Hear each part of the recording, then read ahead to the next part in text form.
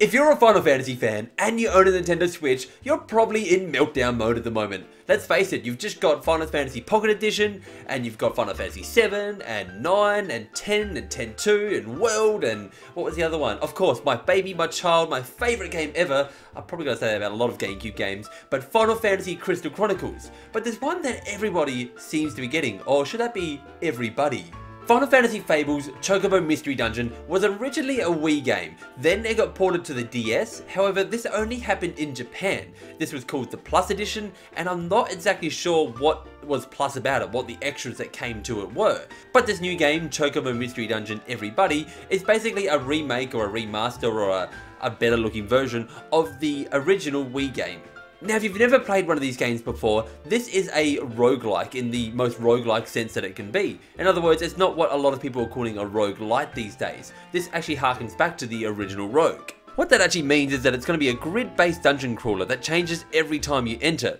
Enemies move when you move, and you can expect a lot of kind of RPG mechanics kind of infused into this as well.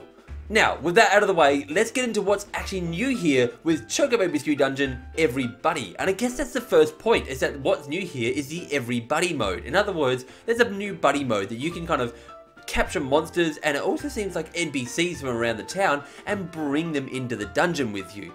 These guys are going to fight by your side, and they also seem to be the new 2-player mode. So if you play with 2 players, you can bring another character along with you, and they're going to run around as that. A couple of things make this interesting. First of all, is the fact that you seem to be able to capture every monster. It states it in the trailer. And second of all, is the fact that it states only capturing monsters in the trailer, despite the fact that you seem to be able to take a lot of the NPCs that we met through for the first game through the dungeons with us.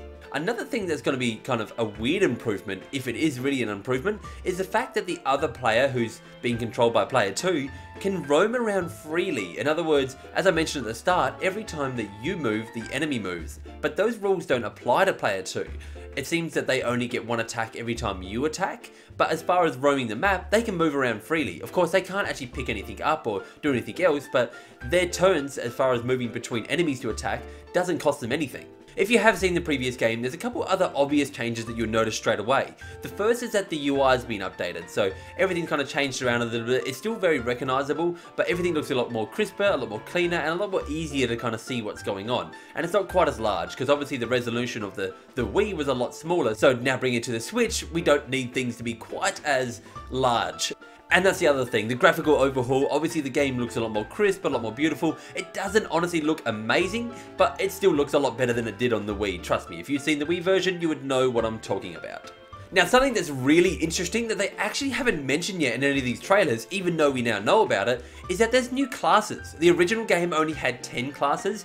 So far we know of 3 more, although we can't exactly name what they are. If we look at the trailer for the game, it shows off a total of 14, but 2 of them are actually the same class, it's the starting class, so there's 3 extra classes there that they show off. So going off what we can see here, there's one that definitely looks like a red mage. In fact, I think we see them playing that in the actual gameplay. There's one that almost looks like a sheep. I don't really know. And there's one that looks like a pilot as well. I'm guessing a pilot or a driver. They got goggles on their head. They also mentioned in the trailer that all the voices are newly recorded, so updating all the old voices, which I'm guessing they didn't really sound up to date on the Wii version, or maybe they weren't recorded as well, or I don't really know what's going on there. So the last thing on my notes here that I noticed, before we go into these things that I'm wondering where they are still or what's going on with them, is there seems to be a quick menu for attacking. In other words, normally when you did your special attacks, you had to open up a separate menu and then go into that menu, opening up your spell menu, then casting the spell. It was a long process to kind of even cast a spell, which you kind of had to do fairly often.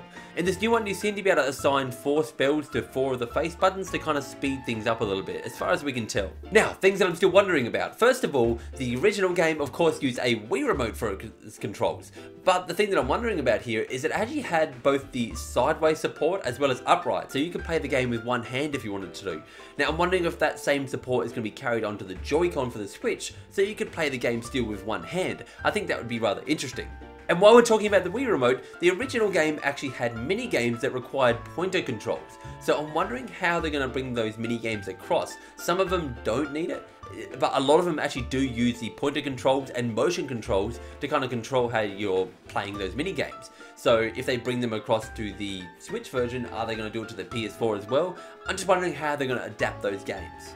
Also, one weird design choice they went for with the trailer here, all the characters are walking really fast. In other words, they almost seem to be sprinting around the map, and that makes the kind of animations not look very good.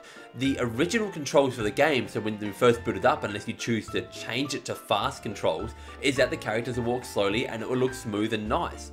But for some reason for the trailer, they seem to have boosted it up and turned the menu on to make you run around the map. Honestly, the animations just look a little yuck compared to the nice smooth animations of walking around at a nice pace. And it makes playing the game a lot harder because you're constantly running into enemies by accident and running onto traps, so I kind of recommend playing in the slow mode if you're going to play this game. Last thing here is that the game has a lovely soundtrack. It harkens back to the old school Final Fantasy games. So if you've ever played a lot of, or if you have played a lot of the old school Final Fantasy games, you're definitely going to be hearing music you're going to recognize, and you're probably going to love these songs as much as I did playing the game. Anyway, thank you for watching, guys, but before you go, why don't you let me know, are you looking forward to Final Fantasy, I don't actually think it has Final Fantasy in the name, but Chocobo Mystery Dungeon, everybody, or are you like myself, and you're just sitting here shivering in excitement over Final Fantasy Crystal Chronicles? Thank you for watching, guys, again. Remember, like button, subscribe button, you do you. And for everything Nintendo, stay tuned to Nintendo Everything.